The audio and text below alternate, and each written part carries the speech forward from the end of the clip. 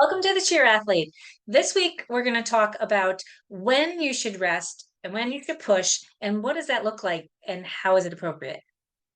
Welcome to the Cheer Athlete podcast, where we bring coaches, parents, and athletes expert tips and advice to help keep cheerleaders healthy, strong, and at the top of their game. Now, let's go. Now, you know that I talk a lot about rest and how cheerleaders need to rest more. This doesn't necessarily mean that you need to take a complete break and do nothing. Resting can mean that you're still working on getting stronger. You're still doing something to build your conditioning and your ability to cheer. This week, I had a crazy rough this weekend. Had a crazy rough weekend. Um, and it's been a little bit chaotic in my life, and everything is good. But my parents are needing a little bit extra help, and they have a couple of surgeries coming up, and they're having a lot of doctor's appointments, and they're kind of it's just overlapping, and it's just a lot between that, my job, this life, my own workouts, all of the things that we all go through. We all have these pockets of chaos. So I had to take my mom to the emergency room on Saturday. She's been having some elbow pain. It's fine. She ruled out negative. I wanted her, I took her to the emergency room for urgent care because I wanted a more thorough workup and not just the x-ray on some blood work and that kind of stuff, that just to rule out, make sure it wasn't her heart. And everything came back negative. It was all fine. And considering we went fairly quickly through the emergency room because, it can take a long time when you're sitting there. So, we got in, she got worked up, and I took her home, and then I dropped her off, and I went to go get my car because I was going to go get some food for the week, and my license was missing. Not my license, my entire wallet was missing. And that just sent me into overdrive, into overload. And my brain started spinning, and it's just a lot. And I just had to say when. And I mean, I was crying and frustrated, and my poor mother, I yelled at her. It wasn't her fault at all. I was just like, I just needed to take a step away. And that was the first instance that I needed to take that step away. And then the next day I woke up, and luckily a guy found my wallet on the side of the road and called me, and we made arrangements to meet on the Monday morning. So I got everything back. I'm still, canceled some cards because you just never know. But he was very trustworthy and truthful, and brought my wallet back, and I thank him immensely. But Monday, my system went from like high anxiety, super stressed, to thinking, okay, I got to get after it today. I got to get back. And on Sunday was my day because I had spent some time with my mom on Saturday.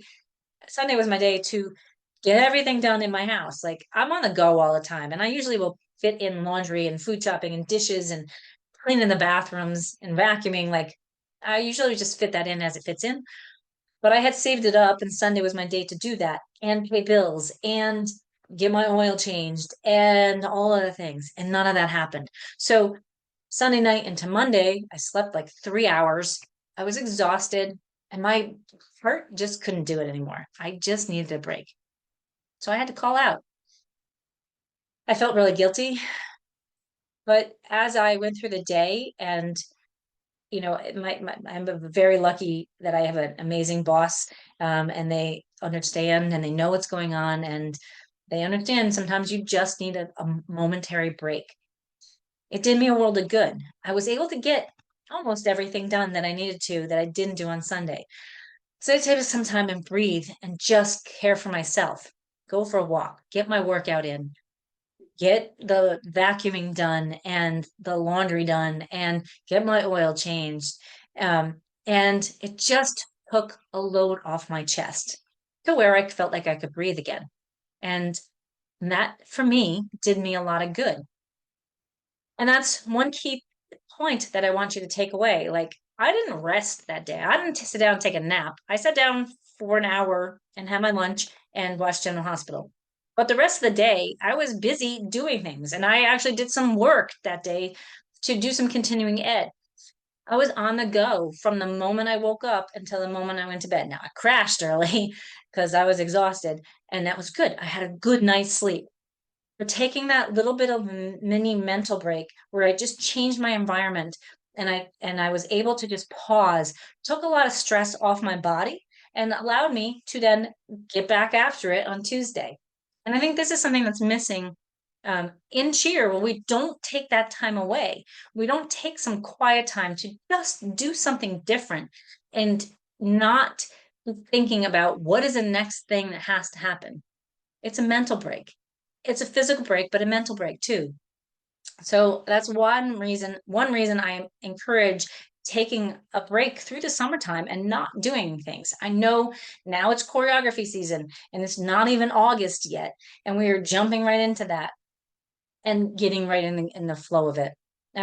So the break time is over. Things are going to start ramping up. Your strength training has to change. You got to think about that. But I encourage you as parents and coaches, start thinking about pockets of where your kids can take breaks.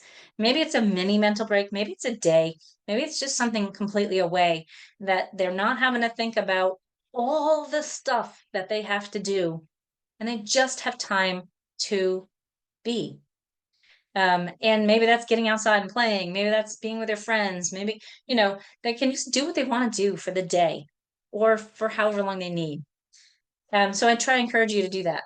The second piece of this on rest, and it was a big, it kind of just was a light bulb moment for me. As we were sitting in the emergency room with my mom, there was a doctor talking to another patient who was in there. I don't know what his symptoms were. He was within earshot. So whenever somebody's talking, I kind of tune in. And he was talking about, the doctor said, all your tests were negative. We think there's some anxiety involved. And so let's talk stress reduction. Now I want you to get out, and what the doctor said is, I want you to get out and exercise, and the guy said, "Oh, I exercise every day. I'm in the gym every day." And the doctor said, "No, you need to go and you need to run 2 to 3 miles every day for your stress. You got to get your heart rate up and get that pumping and go run." And I don't disagree with the exercise for the endorphins end, but what the doctor didn't ask the patient is, do you run? Do you like to run? What does running feel like when you do it? If you don't usually run, don't just go out for a 2 mile run and think that's going to solve your problems. Because while you're going to get your heart rate up, and yes, it's going to release some really good stuff and make your insides might help to calm down. If you don't like running, that's just going to stress you out more.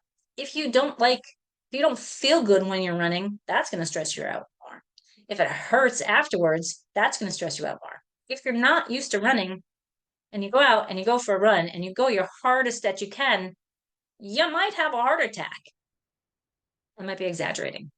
The points being, exercise is a great way for stress management. Exercise is excellent for managing our daily stress. One reason I felt better on Monday when I got my lift in and I got a good solid walk in, and I felt like I could, breathe again. So it's important to get your heart rate up. But in this instance, with this guy who's in the throes of an anxiety attack, just telling him to get out and run is not going to solve his problems. It might be the grow, get into a running program, build up to it, learn what you need to do to get into that, and see if that helps you. The key, how that relates to cheer, is like just telling somebody to suck it up and go for it and throw something that they're not used to doing. Or, I know you're having a tough day, suck it up and get over it and just do it. Doesn't necessarily mean that's going to take away their stress, doesn't mean that that's the right answer for them. Know your clients, know your cheerleaders and your clients. If you're a coach, they're your clients.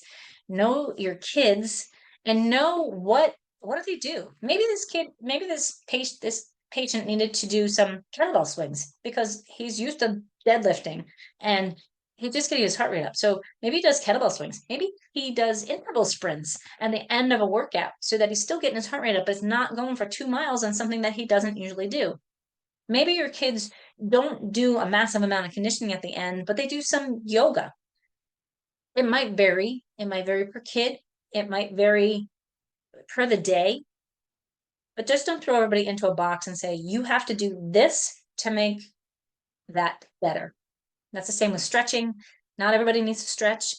Not everybody needs to, force a split to have a really pretty heel stretch. We need to find what's right for each person and build on that from there. Uh, this doctor did recommend that the patient actually learn how to meditate. I think that's great. Finding that quiet time can be very helpful, but there's lots of ways to meditate, and it doesn't just mean sitting quietly. Maybe you're listening to some music, maybe it's getting out in nature and walking. There's a lot of different things that you can do to improve cardiovascular health and increase those endorphins and quiet your nervous system. And that's all part of what that rest and recover process is.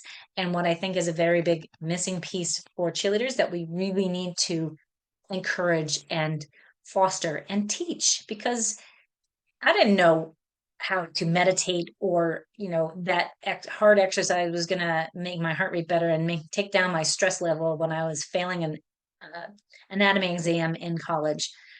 You don't know it when you're going through it and when you're a kid. So we got to teach them, give them tools to foster that, make that better, and help them to grow. You can do that by leading by example. Take care of your health first, listen to your body, find ways to manage your stress, find time that it's okay for you to shut yourself down and be open to suggestions, open to trying something different that doesn't just fit in the box.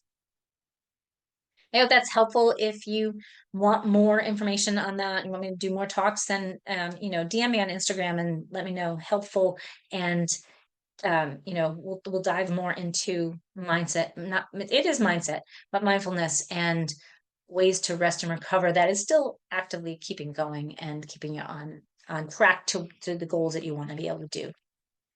My just as a reminder, my Strength and Conditioning for Chair Athletes book is out on Amazon now. You can find that in the Linktree link below.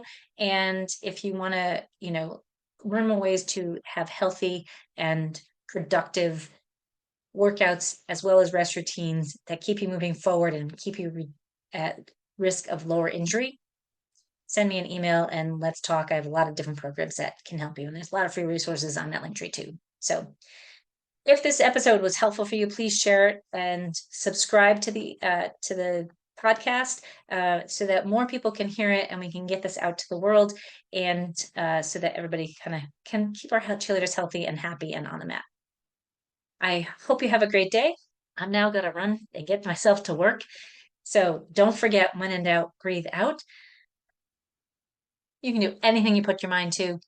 Take life one step at a time. And as my friend Drew Kelleher said, you're responsible for your own vibes. So go get the day.